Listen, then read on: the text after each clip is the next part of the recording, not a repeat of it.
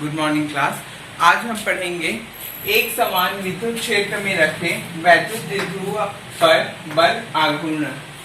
आज का हमारा टॉपिक है एक समान विद्युत क्षेत्र में रखे वैद्युत द्विध्रुव पर बल आघूर्ण।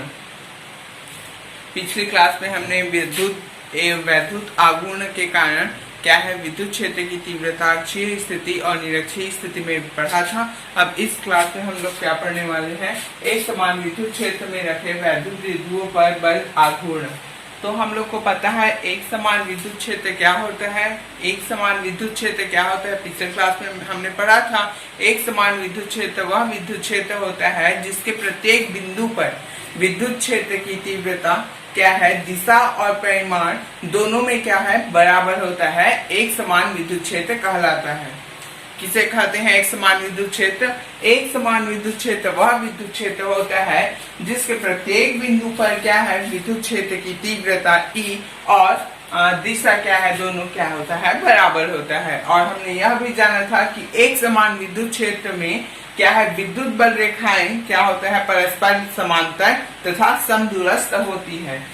क्या हमने पढ़ा था, एक समान विद्युत क्षेत्र में विद्युत बल रेखाएं क्या है, परस्पर आपस में क्या होती है, समांतर होती है तथा एक दूसरे के क्या है, समदूरस्थ मतलब समान दूरियों में होती है। तो इसे क्या कहते हैं हम लोग, एक समान विद्युत क्षेत्र कहते हैं।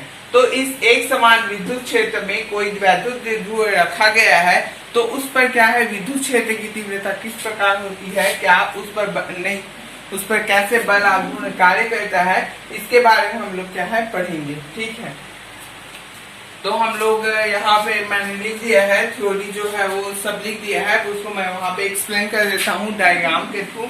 मान लो है ना, मान लो ए भी एक वैद्युत द्विध्रुव है जो एक समान विद्युत क्षेत्र, ये क्या है, वैद्युत क्षेत्र E है ना।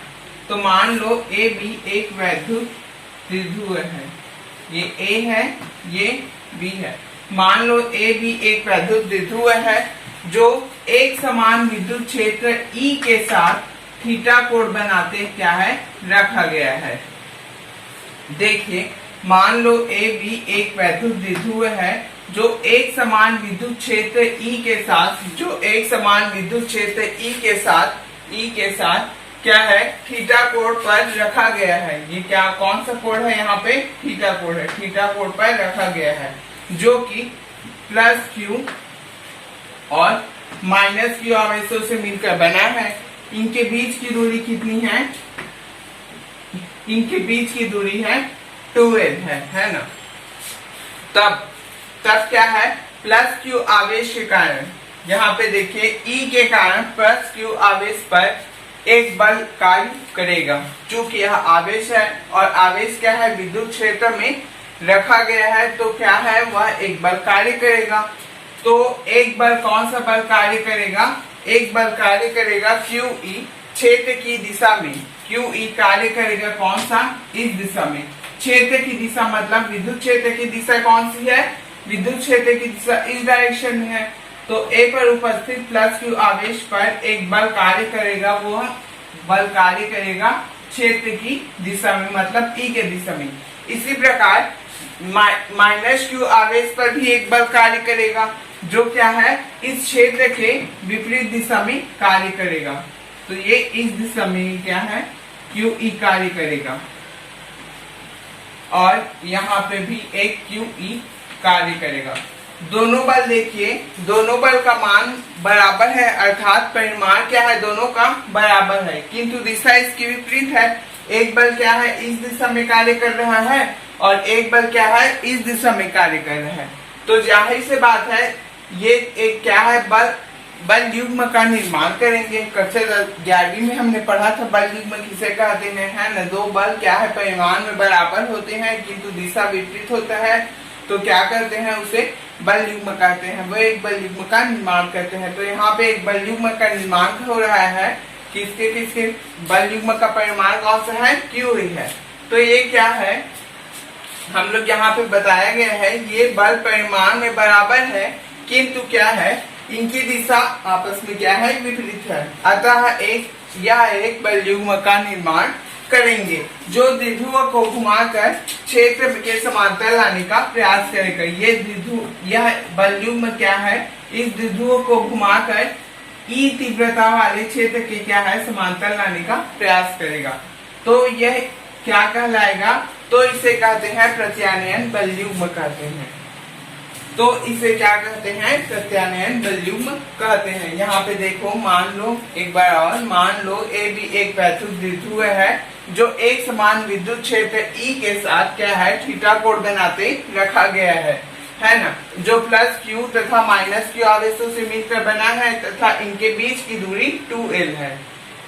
प्लस क्यू पर एक बलयुग्म ई तीव्रता के कारण प्लस क्यू पर एक बलयुग्म क्यू ई कार्य करेगा, जो कि कौन सी दिशा में होगी, जिसकी दिशा ई क्षेत्र की ओर होगी, तथा माइनस क्यू आवेश के कारण माइनस क्यू पर एक बलयुग्म कार्य करेगा क्यू ई, जिसकी दिशा क्या होगी, क्षेत्र के विपरीत ओर होगी, है ना, जिसकी दिशा क्या होगी, विपरीत दिशा में बल लगेगा। ये क्या है बलयुग्म, ये बल क्या है परिमाण में बराबर होते हैं, किंतु इसकी दिशा क्या है विपरीत है।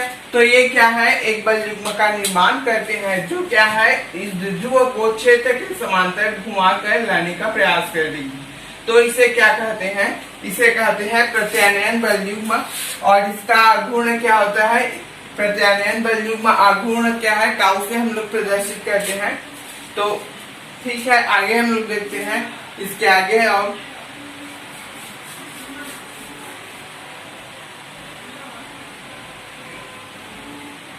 इसके आगे ठीक है।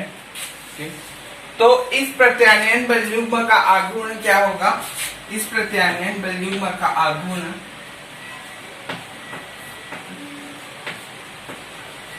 इस प्रत्यानयन बलयुग्म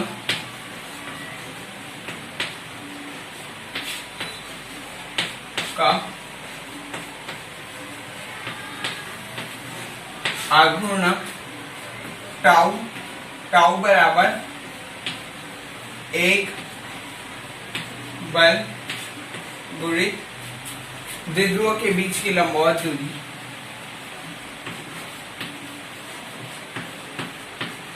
द्विध्रुव के बीच की लंबवत दूरी, लंबवत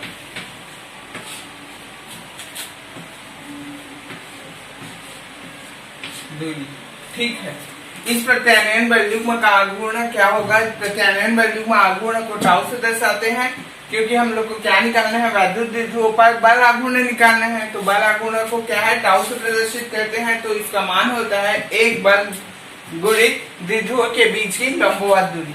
तो इसकी लंबवत दूरी कितनी हो जाएगी, यहाँ पे हम एक लंब डालेंगे, सी बिंदु लंब, तो ये क्या हो जाएगा, इसकी लंबवत दूरी हो जाएगा, इस द्विध्रुव की लंबवत दूरी हो जाएगा, ठीक है। तो यहाँ पे हम लोग लिख देते हैं एक बल क्या है हमारा, बल क्या है हमारा QE है तथा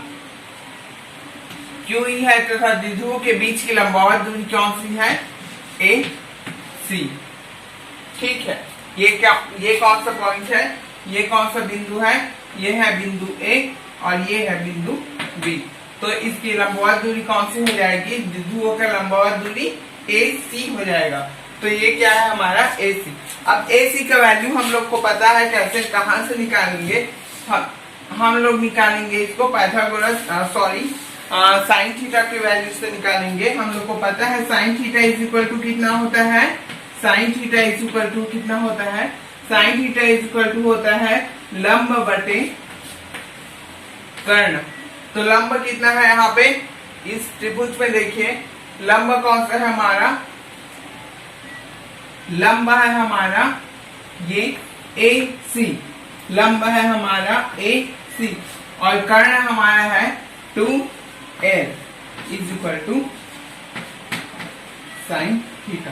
तो AC का वैल्यू हम लोग को यहाँ पे चाहिए, AC का वैल्यू चाहिए, तो ये क्या हो जाएगा 2l को हम लोग इधर पक्षांतर कर देंगे, तो हमारा आ जाएगा AC इज इक्वल टू क्या आ जाएगा, AC इज इक्वल टू आ जाएगा 2l साइन थीटा।